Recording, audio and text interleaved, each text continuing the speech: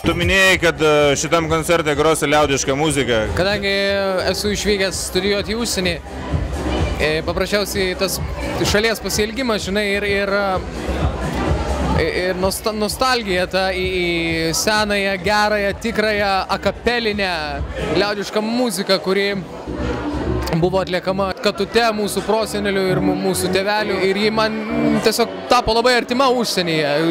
Tu nenumaldomai pats pradedi tiesiog domėtis savo kultūras, savo šaknimis ir taip toliau, ir pats net nesupranti, kaip tu iš muzikinio pasaulio, kuriame aš esu komfortabilus, pradedi 180 laipsnių suktis į visai kitą veiklą.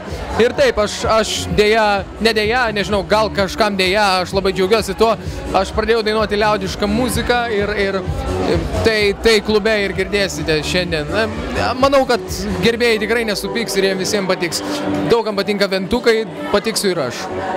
Ką tu galėtum palinkėti Dr. Who lankytojams šiandien koncerte? Aš palinkėčiau daug nuoširdumo ir taipogi su manim nusikelti į tuos laikus, pamiršti visą, kas bloga, pamiršti šalčius, atsiminti Jonį, geros ankstesnės kūrybos, jo, pusbroliai Liukai ir panašiai, iškelti rankeles į viršų, žinai, judėti kartu, šypsotis iki begalybės, kristi ant grindų, juoktis. Net nebežinau, kiek daugiau galiu nusišnekėti ir apsimetinėti, kad rimtai kalbu.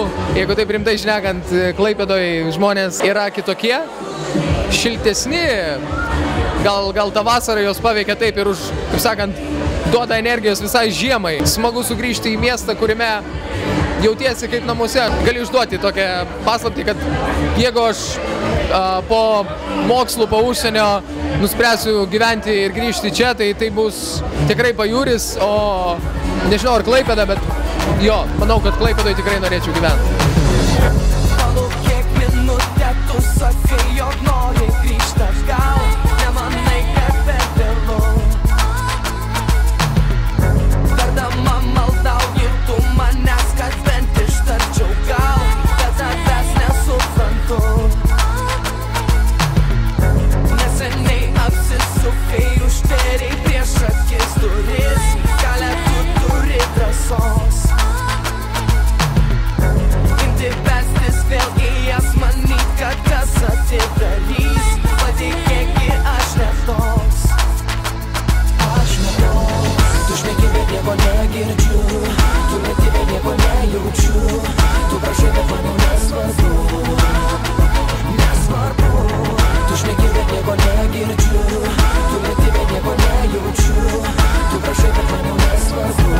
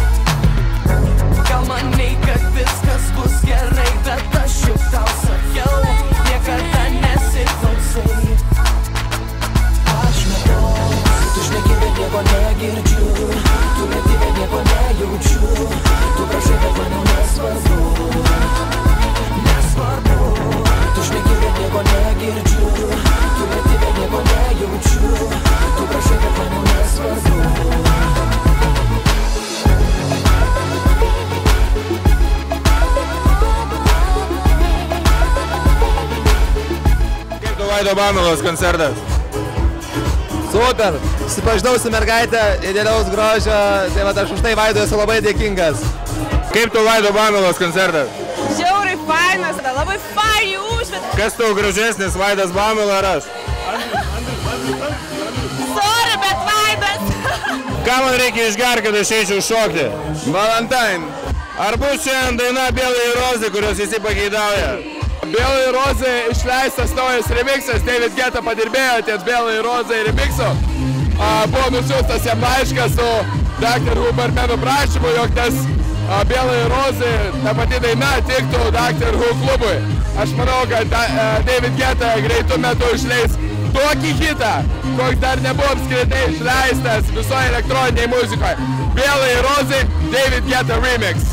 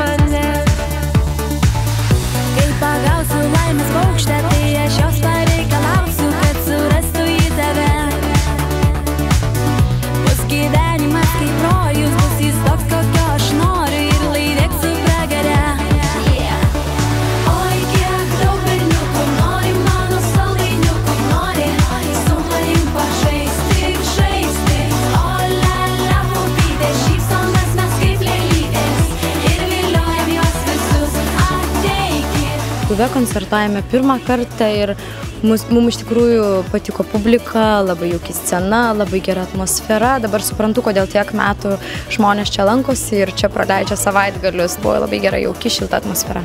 Jūs savo dainuojat, kad olele pupytės, norit mūsų saldainiukų, ką jūs ten turite omeny? Mūsų devizas yra, mes neturim ko slėpti, tai va tą ir turim omeny. Ką sakom, tą ir turim omeny ir dainuojam. Įvardinkit, kas saldainiukai. Na, čia žinokit, iš tikrųjų, kaip žinot, yra posakis, kiekvienas mąsto pagal savo sugedimo laipsnį. Tai mes apie saldainiukus, jūs apie ką? Apie olele saldainiukus. Tai va. Tu garsėjai Lietuvoje kaip didžiausias olele fanas ir važinėjai visus jų koncertus. Dėl ko tu taip darai? Dėl to, kad man patinka tie dideli Aš jos visą laiką siekiu paliesti ir tiesiog visą laiką seku jas. Ir labai trokštų iš tikrųjų kada nors paimti už tų palaikyti. Nu, nepykit, chebra, iš tikrųjų man to reikia. Aš dėl to ir gyvenu ir važiuoju į jų koncertus.